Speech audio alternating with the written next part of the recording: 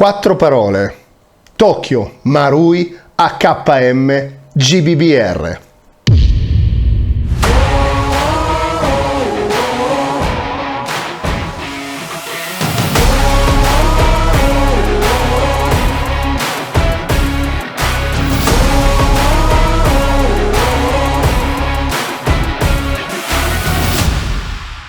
Ciao Lempalinati, sono Pio3 e come avete visto dalle prime immagini del video, oggi ho tra le mani una chicca che non so in quanti hanno potuto toccare o provare oggi in Europa. Intanto ringrazio la Web Cartoleria di Torino, il sito Etabeta Store che me lo ha fatto avere e che li vende, li trovate, e stiamo ovviamente parlando della KM Gas Blowback Z-System della Tokyo Marui, praticamente la controparte del fantastico e vendutissimo MVS. Potete andarvi a vedere o recuperare la recensione che ho fatto ormai credo 5 anni fa, più o meno, e infatti è da più di 5 anni che la Marui ha dimostrato al mondo e dimostra al mondo di saper fare i fucili a gas, e li sa fare così bene che li potete usare come usate una AEG senza metterci neanche sopra le mani, out of the box. Poi se volete fare i fenomeni, ovviamente customizzarvela, allora ciao, arriviamo a dei livelli che non potete immaginarvi se non avete provato uno di questi gioiellini.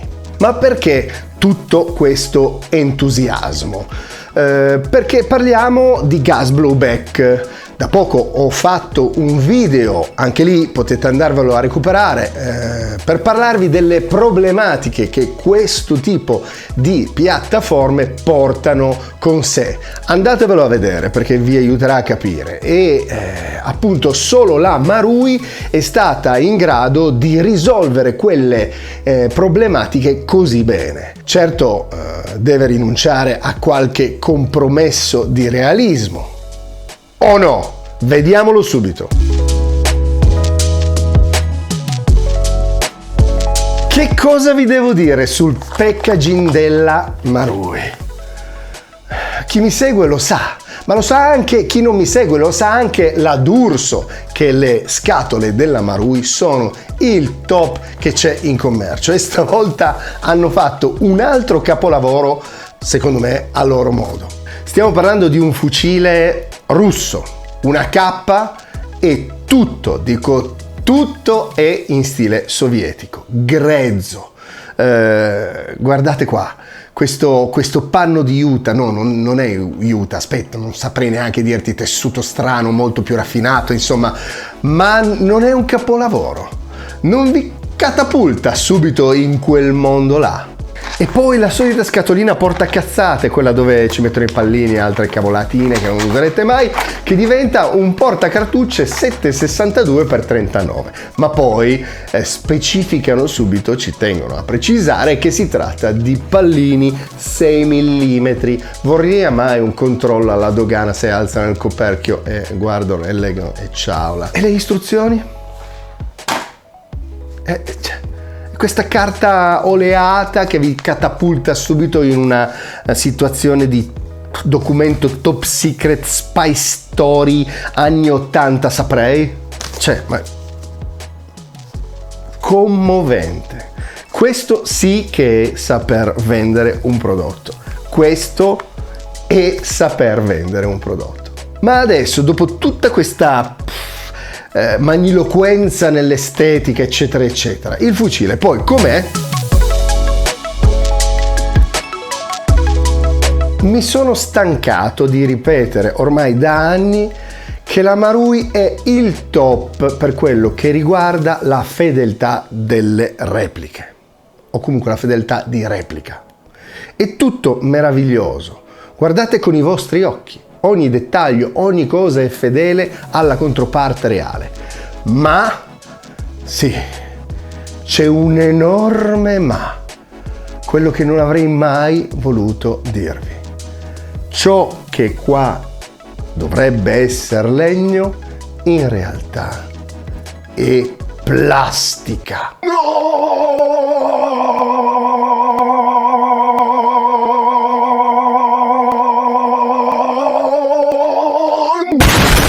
Vabbè, calmiamoci un attimo perché questa è una botta al cuore, sinceramente.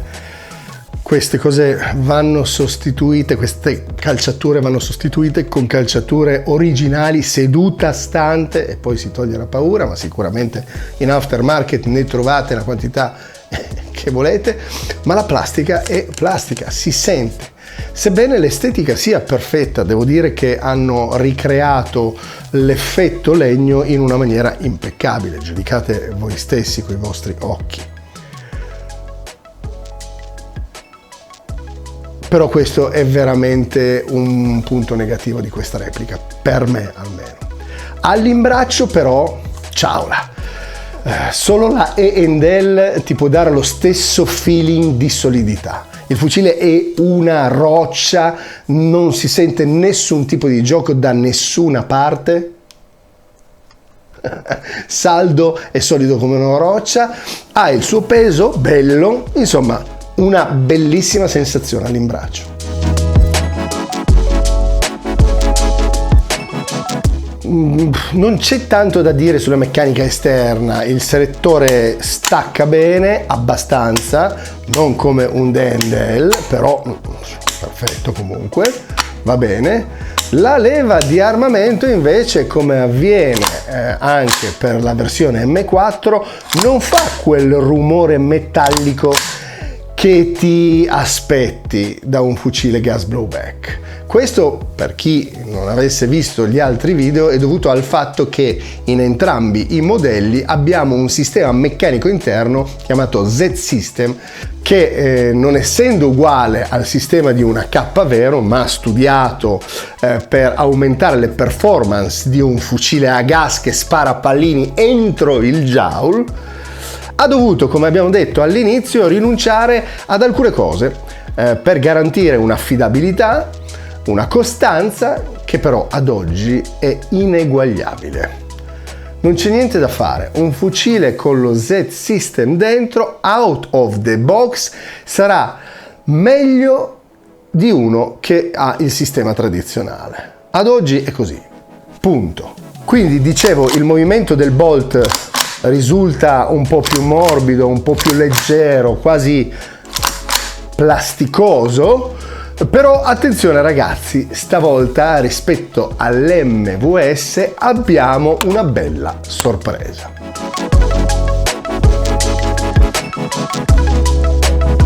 Come vi ho spiegato, dentro abbiamo lo Z-System che garantisce uno scorrimento ideale con minima consunzione delle parti, permette di devolvere il gas verso la camera dell'OPAP in maniera quanto più costante possibile. Questo unito a una tipologia altrettanto efficiente di caricatori significa, come ho spesso detto, avere risolto l'80% delle problematiche di un fucile a gas. I nipponici sono tante cose, ma certo non gli manca né l'intelligenza né l'ingegno, e qui lo si può apprezzare tutto, così come è da apprezzare il lavoro fatto in questa serie AK, anche sull'OPAP. Intanto è facile da regolare qua sotto senza smontare tutto ed è super responsivo e preciso. Sentite poi come scattano le parti.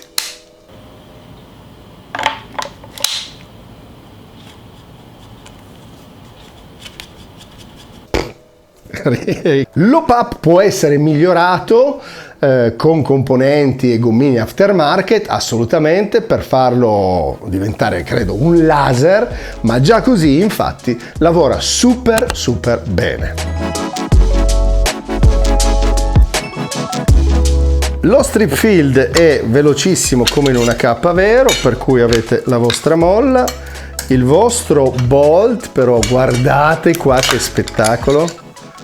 Hanno ricostruito anche il tubo del gas, questo è il bolt, abbastanza pesante ed è per quello che c'è un bellissimo rinculo.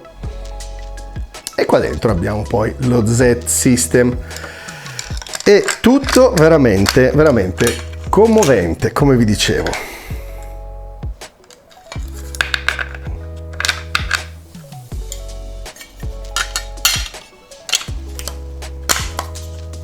Voilà! I bambini ucraini questo strip lo fanno coi piedi e al doppio della velocità.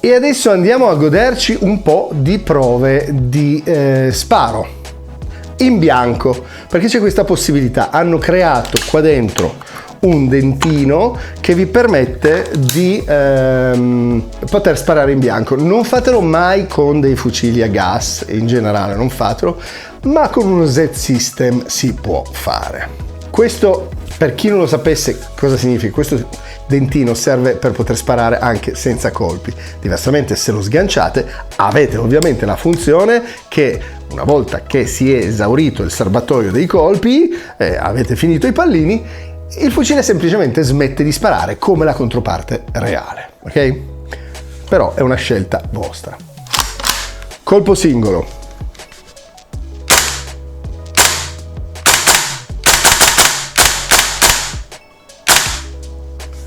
Raffica.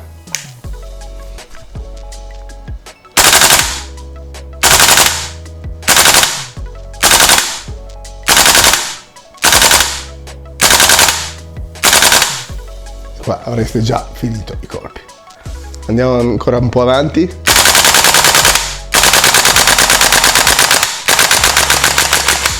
Non vado oltre per non far stampare la valvola.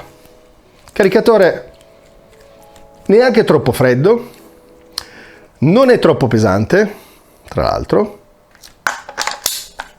tanta roba. Il reset,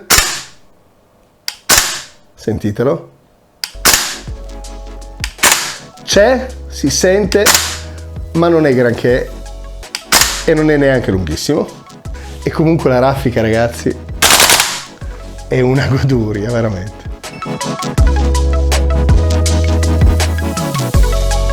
Voi lo sapete che non mi dovete chiedere le prove di tiro. Cercherò poi di trovare una soluzione che risulti utile a voi, con un po' di profondità di campo, con i pallini che si vedono andare, come si sollevano e altro, perché veramente nei commenti voi mi rompete le scatole per fare queste maledette prove di tiro, che sono veramente opinabili. Voi vi dovete fidare del mio giudizio, se no prendete e guardate un altro canale. E vi posso dire che questo fucile, rispetto a tutti i gas blowback esistenti sul mercato, escluso l'MVS che è sempre della stessa casa, ha una costanza nel tiro che non è paragonabile da nessuna parte. La VFC ultimamente, appunto con l'ultimo modello della BMC, si è un po' avvicinata, ma ci devi mettere sopra le mani con un gommino per poter pensare di avvicinarti a questo. Ma la costanza e la precisione out of the box di questo fucile e del suo op-up, della regolazione, è incredibile. Il gruppo anche a 30-35 metri è veramente stretto da headshot. Chiaro, poi sfogliano. C'è da dire che questo fucile riesce ad alzare anche pallini 0,28 e ho provato anche ad alzare 0,30 e li alza. Ovviamente se ci mettete sopra le mani e usate dei gommini o degli R-Op che magari la Psionic riuscirà a produrre, o qualche altra casa di R-Op riuscirà a produrre per questo fucile, se non li producono già non lo so, in questo momento mi trovate impreparato, allora arrivate veramente a tirare in sagoma sempre come con una replica elettrica, ok?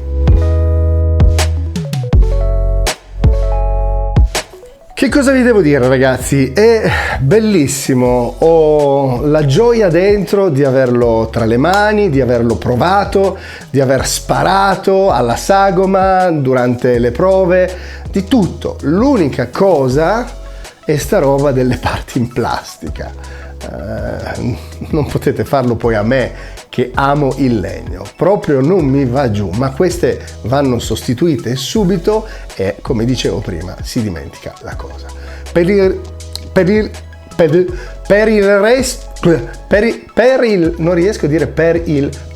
resto, non dico per il resto, tutto il resto, out of the box come GBB è uno dei migliori prodotti che potete cercare sul mercato, e se state cercando appunto un fucile che non volete mettere lì nella bacheca, cioè sul davanzale. Oggi non ce la posso fare.